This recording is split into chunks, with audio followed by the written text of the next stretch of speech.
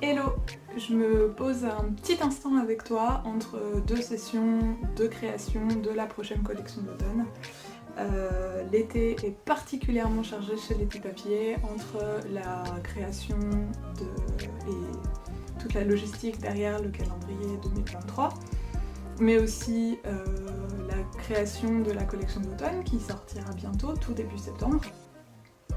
Pour le moment, je vous en montre pas trop sur à la fois le calendrier et la collection d'automne. Si ça t'intéresse, j'ai montré quelques petites choses sur Instagram, donc n'hésite pas à me suivre là-bas.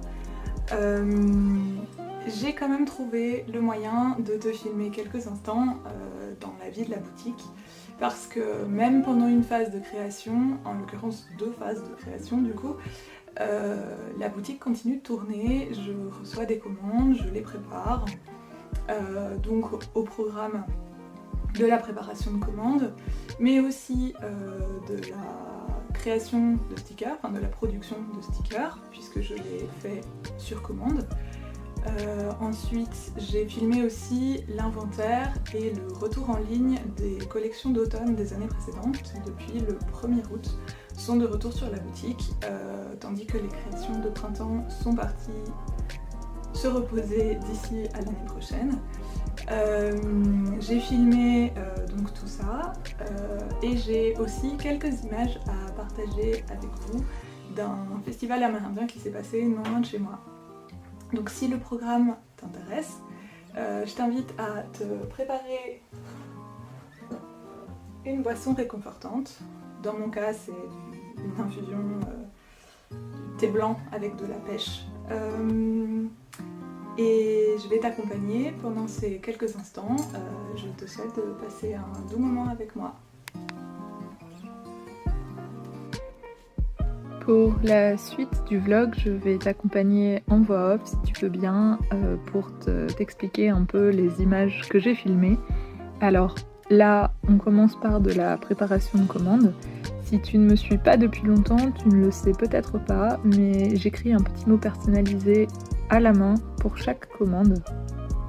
Ça me tient à cœur, c'est ma façon de vous faire vous sentir spécial, chacun et chacune qui passez commande sur la boutique.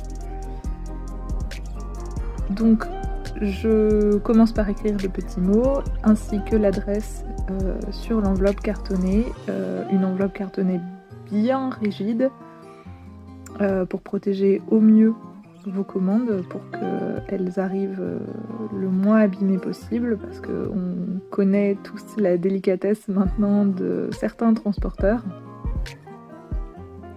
J'emballe les commandes dans du papier de soie que je plie soigneusement, ça permet de les protéger et aussi de faire un joli emballage. On enchaîne avec un instant de fabrication de stickers. Alors c'est la première fois que je vais prendre le temps de vous expliquer un peu comment ça fonctionne, la fabrication de stickers. Donc ça commence bien sûr par l'illustration, je dessine les éléments qui composent les planches de stickers là, dans ce cas-ci. Ce sont des éléments que souvent vous pouvez retrouver dans des illustrations plus complètes, des affichettes ou ce genre de choses. Je fais ensuite la mise en page sur le logiciel intégré qui va avec ma machine de découpe, donc le logiciel Cricut. Je mets en page les planches de stickers dans ce cas-ci, ou les stickers vinyles que vous verrez plus tard. On passe à l'impression sur ma petite imprimante domestique qui pour le moment fait l'affaire, mais que j'aimerais remplacer par une imprimante un peu plus professionnelle quand j'en aurai l'occasion et les sous.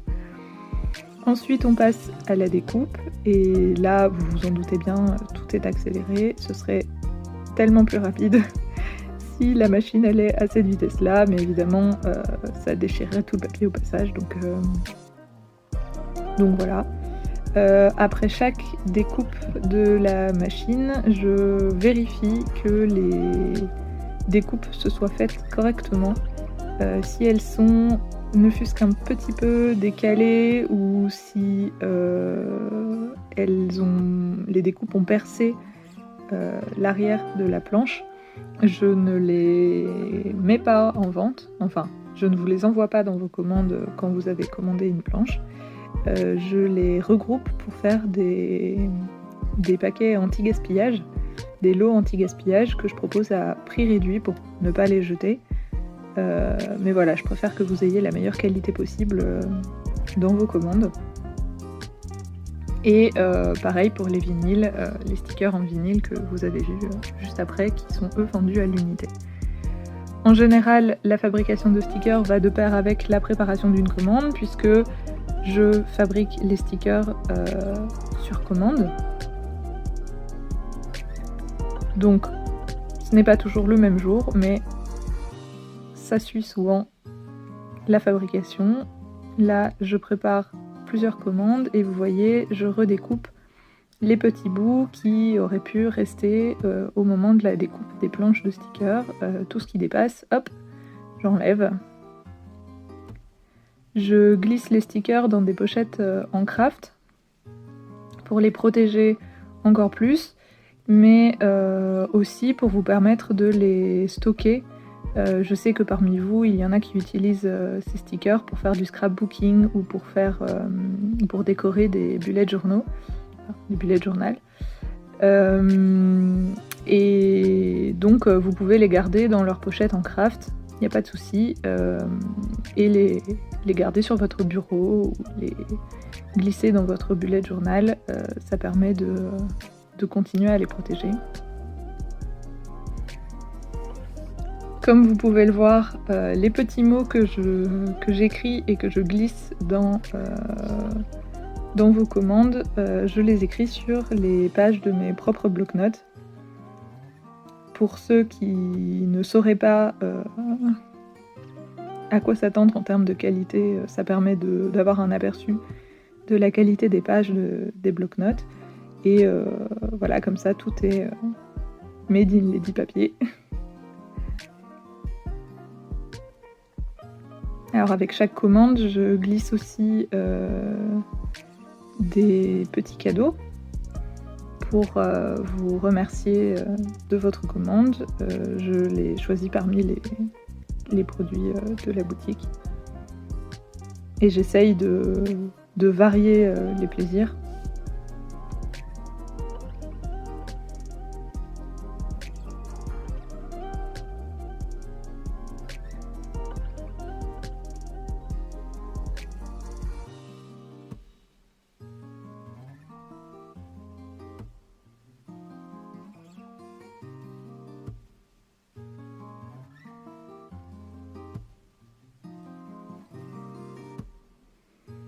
On enchaîne avec une autre phase de fabrication de stickers.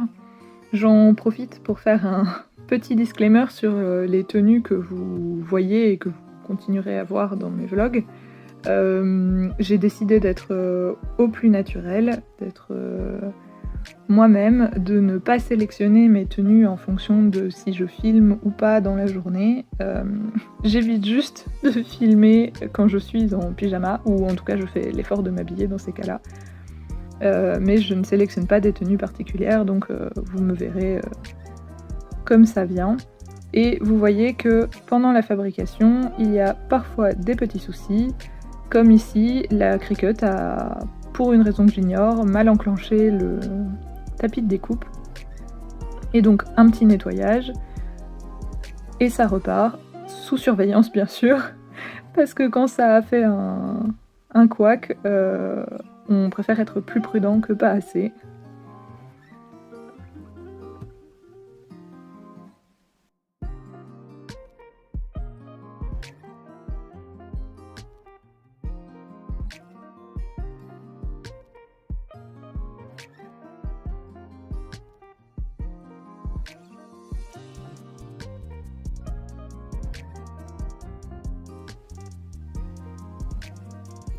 Pour les stickers en vinyle, donc c'est du vinyle mat sur lequel j'imprime et découpe les stickers. Il y a toujours des petites peluches de vinyle qui restent sur les stickers et donc je les frotte pour les en débarrasser avant de vous les envoyer. Donc voilà, on range la Cricut et on change de plan pour préparer la commande pour laquelle j'ai imprimé ces stickers.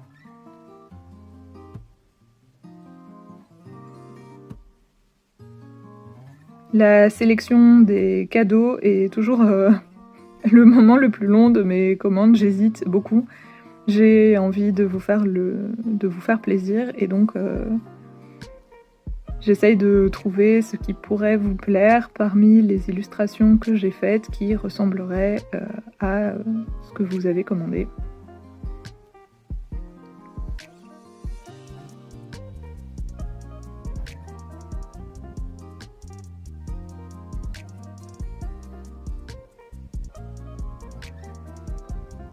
Donc le petit mot est écrit, ensuite on emballe tout ça dans un joli papier de soie noir.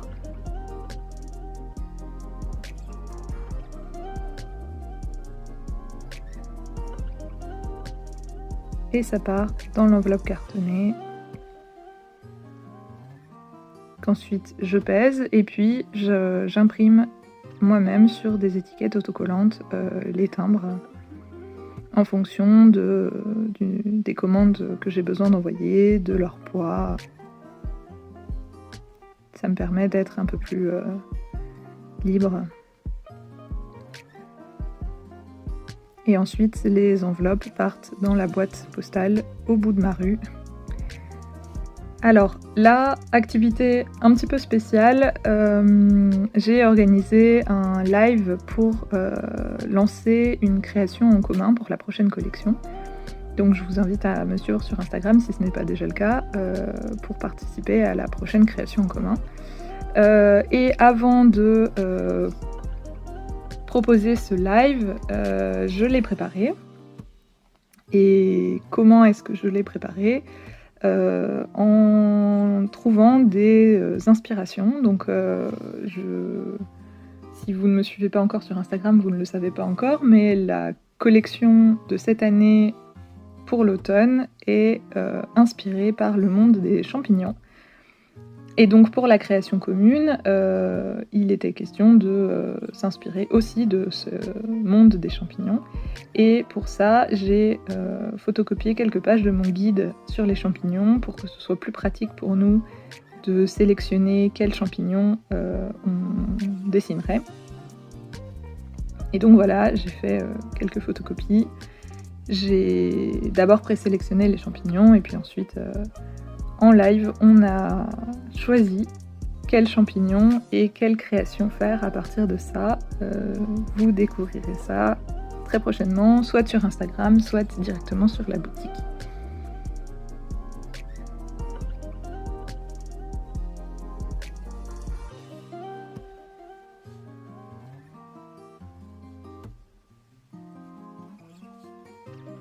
Ensuite, à la fin du mois de juillet, il était temps de dire au revoir aux créations de printemps et de retrouver les créations d'automne des années précédentes. Alors pour la collection de cette année, il va falloir être encore un petit peu patient. Elle ne sortira que le 1er septembre, le premier week-end de septembre, pardon, le samedi 3. Mais pour contenter ceux d'entre nous qui ont le plus hâte d'arriver à l'automne, j'ai ressorti les créations de 2020 et de 2021 qui ne faisaient pas partie de la boutique parce que ce n'était pas la bonne saison et qui sont revenus en boutique le 1er août. Donc il a fallu les ressortir, en faire l'inventaire et ranger de nouveau les boîtes en acrylique. On enlève les créations de printemps, on fait un peu de place et revoilà les créations d'automne des années précédentes. Des affichettes, des cartes, marque-pages, stickers. Donc le lundi 1er août, j'ai fait le switch.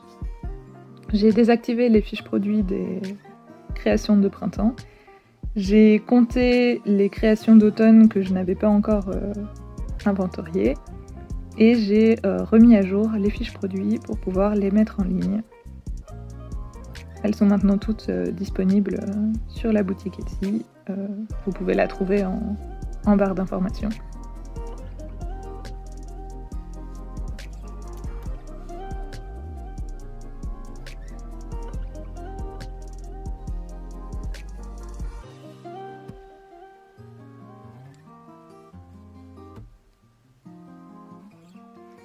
C'est un travail un peu long, mais ça fait partie du boulot derrière une petite boutique. Toutes les fiches produits doivent être vérifiées, s'assurer qu'il n'y a pas de coquilles qui soient restées dedans, s'assurer qu'elles soient bien compréhensibles, d'avoir le bon nombre pour ne pas risquer d'en vendre plus que je n'en ai à disposition.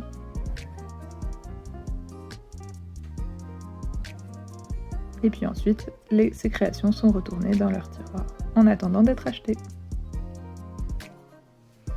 Alors, le mercredi 3 août, moment toujours un peu spécial et stressant, j'ai commencé à envoyer les premières créations d'automne de la collection de cette année à l'imprimeur.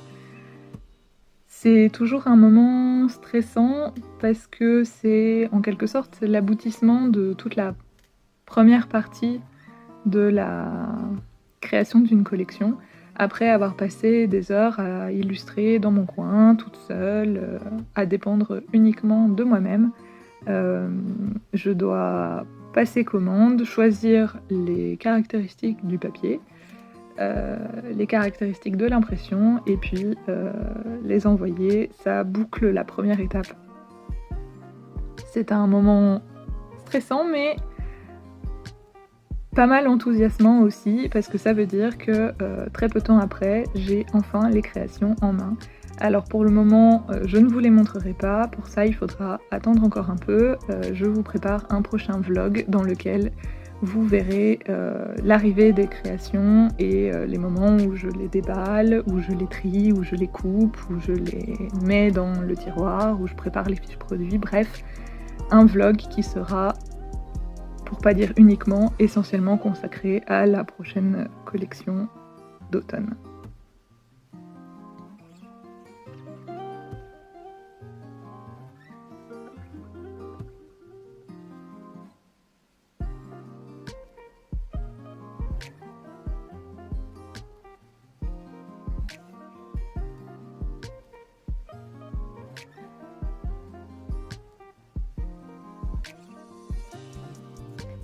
Et parce qu'il faut quand même que je profite un petit peu de mes week-ends, le samedi 6 août, je suis partie découvrir un festival de culture amérindienne et US qui avait lieu non loin de chez moi, dans le Grand Est donc.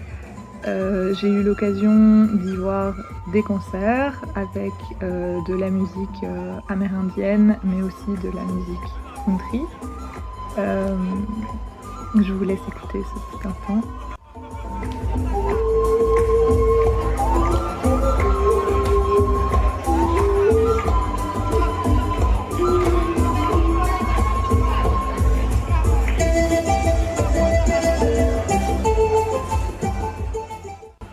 J'avoue avoir une tendresse particulière pour ce genre de musique que je pourrais passer la journée entière à écouter.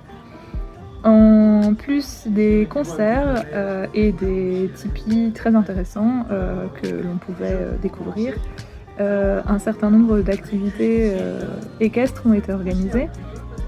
Et donc c'était des jeux qui rassemblaient des amateurs ou peut-être même des professionnels, des très jeunes cavaliers aussi, autour de jeux équestres, de petites activités à réaliser pour potentiellement se classer le meilleur cavalier.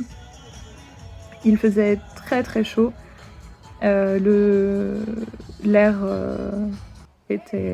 était très très sèche et donc les chevaux ne pouvaient pas y aller à pleine puissance, sinon ils avaient tendance à déraper. Voilà, donc il y avait des cavaliers plus expérimentés aussi pour nous offrir un spectacle très sympa. La plupart d'entre eux étaient habillés pour l'occasion en amérindien en cow-boy. C'était très sympa comme ambiance. Des chevaux en lumière. Venez voir ces spectacles faits par des professionnels. Rejoignez-nous ce soir à 22h. Vous pouvez les voir tout à l'heure s'entraîner sur la carrière. Ils vont montrer l'environnement à leurs chevaux pour que tout se passe en sécurité. Voilà, c'est terminé, le temps est passé. Justement, ce qu'elle fait, je crois les gars là derrière que ça va sortir. Voilà, donc il y avait 3 épreuves à passer. Et donc ici, épreuve qui normalement est une épreuve de vitesse pure, de grande vitesse, que les chevaux font normalement à pleine puissance. Ici, avec l'herbe sèche, il n'était pas possible de laisser les chevaux foncer. Et donc il fallait les retenir assez pour ne pas risquer ni la santé du cheval, ni la santé du cavalier ou de la cavalière. Mais c'était pour autant très intéressant. J'ai pas souvent l'occasion de voir des chevaux ou des compétitions d'équitation, donc ça changeait. Et puis avec la musique d'ambiance, on ne se serait plus cru en Alsace.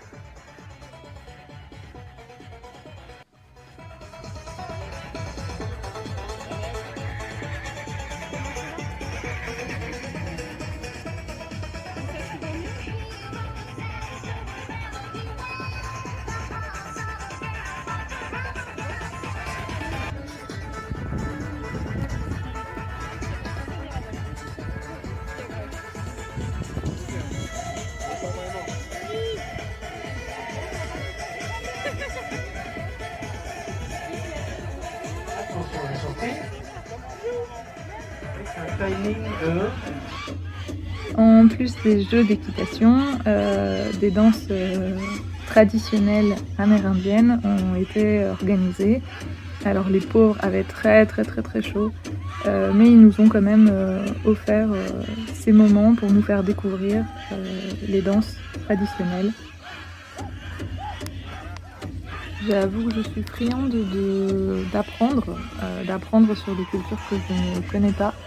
Et je remercie très fort les hobbyistes qui participaient à ce festival d'avoir partagé avec nous, avec tous les gens présents, leur passion. C'était super intéressant d'en apprendre plus sur une culture à laquelle j'ai été assez peu confrontée.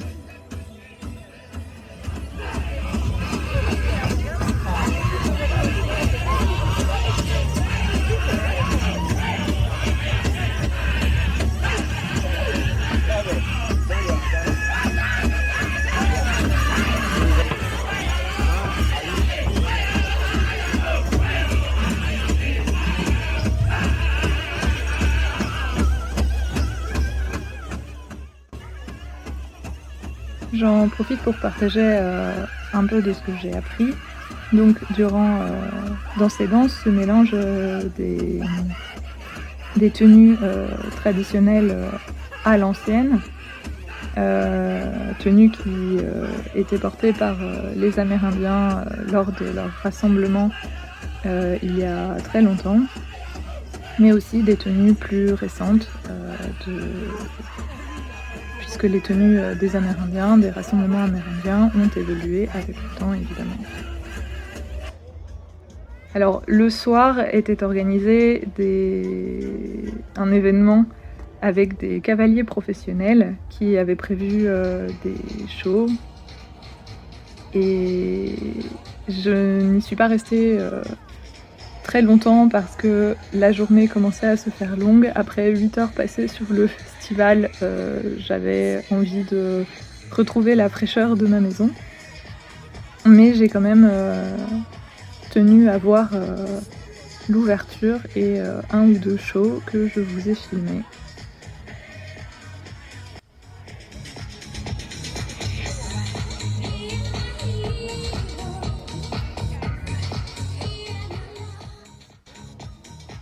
C'était très impressionnant de voir les chevaux qui se déplaçaient en étant si proches les uns des autres. Je n'ose imaginer le temps que cela demande pour apprendre aux chevaux à se comporter ainsi et à ne pas avoir peur de circuler l'un à côté de l'autre. C'était vraiment très très sympa. Il faut que tous les chevaux arrivent à travailler ensemble. 8 cavaliers de la troupe Cavalleria. Et que serait un événement comme celui-là sans une cowgirl avec son arme?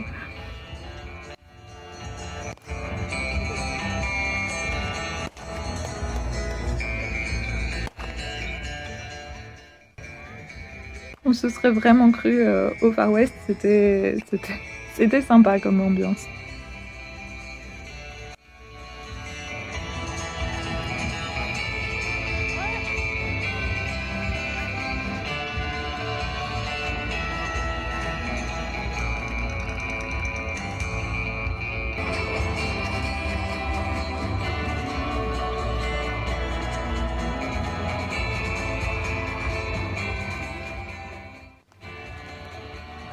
Voilà, sur cet exploit de tir. J'espère que vous avez passé un bon moment et que vous avez découvert quelque chose. Peut-être que l'année prochaine, si vous êtes dans le Grand Est à ce moment-là, vous pourrez vous aussi découvrir le festival Powwow. On s'y croisera peut-être.